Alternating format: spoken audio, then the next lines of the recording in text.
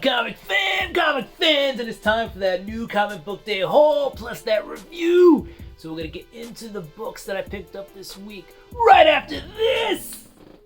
Spartans, what is your profession? Welcome back.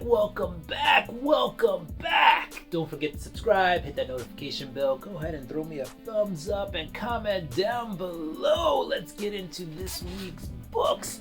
All right, a little busy this week, so I didn't get to pick up all my books, but I got a fair amount. I got a decent stack of books. All right, so we'll see. I still got to pick up a few more, but this is what I got for now.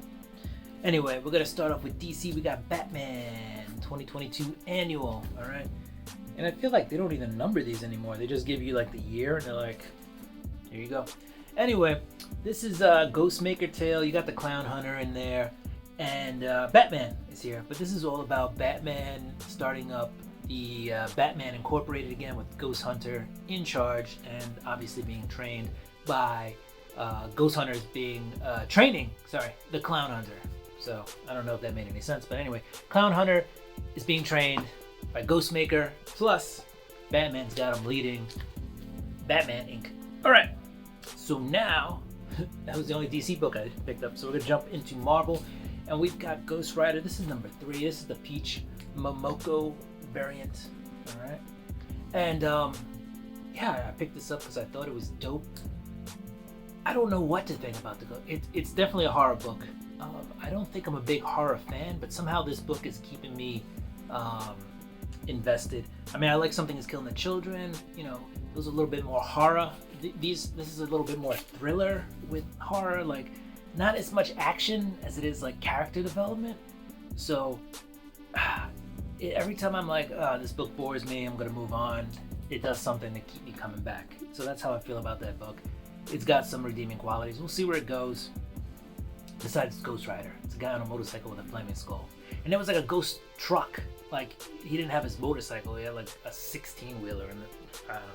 Anyway, moving on, we got Black Panther number 6. I read this one.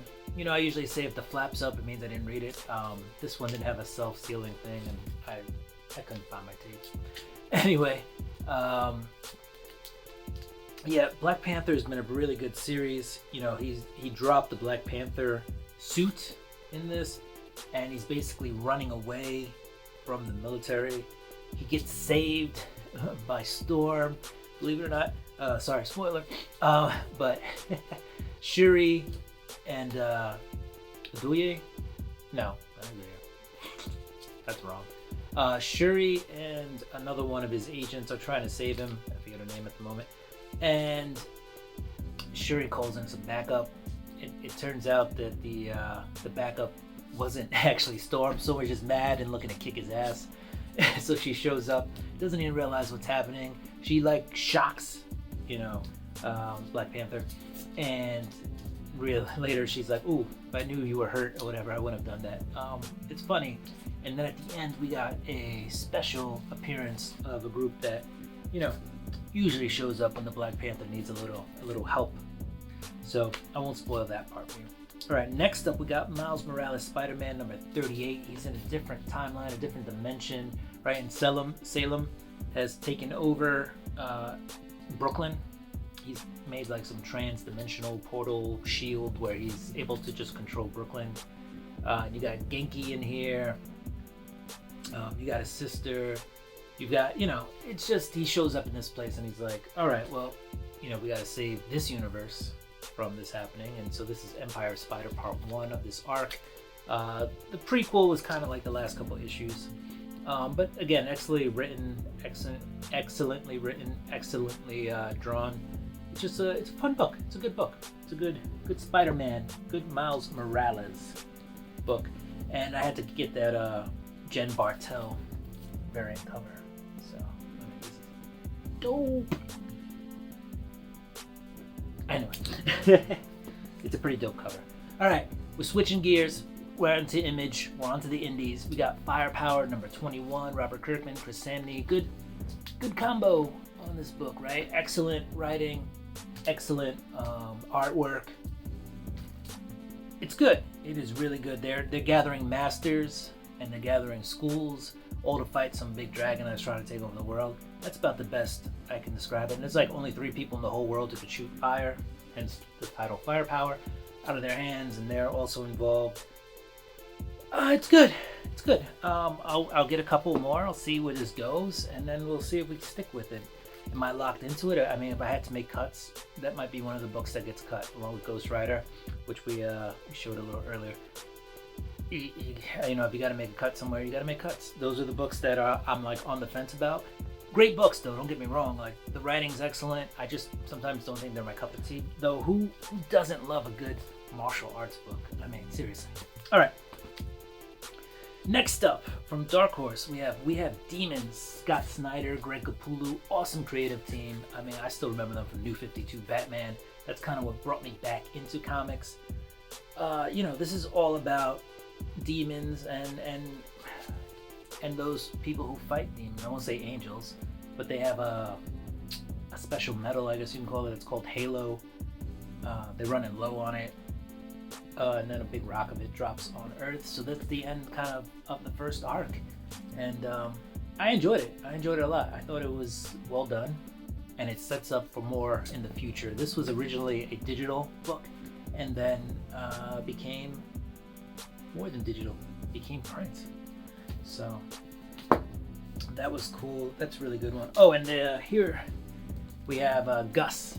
He's a demon, but he fights for the good guys. Big old truck kind of demon. So it's good. It's a really good book. And they really let it go in this one, right? Like the language and everything. Like you could tell Capullo and Snyder were like, let's go for it. Let's, you know, it's not Marvel, it's not DC. We can do what we want. And they I think they did it. I think they succeeded in it. And it plays off as owned by them, and for that fact it comes off as feeling like something they wanted to put out. All right, next up we got Little Monsters, Jeff Lemire, Dustin Nguyen.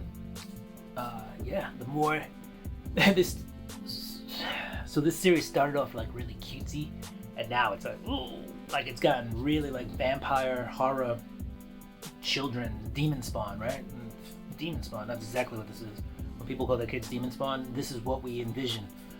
Anyway, it's good, and these guys, the problem is, these are little vampires that didn't know what it was like to taste flesh or human blood, and then they get a taste for it, and now they're out of control. They found a camp of regular humans, and you know, all heck is gonna break loose in this book. Really well done, excellently written again. The art is great. I mean, look at this cover. I mean, this is just a dope, like, painted kind of cover. I mean, what else can I say about this book? Jeff Lemire does it again.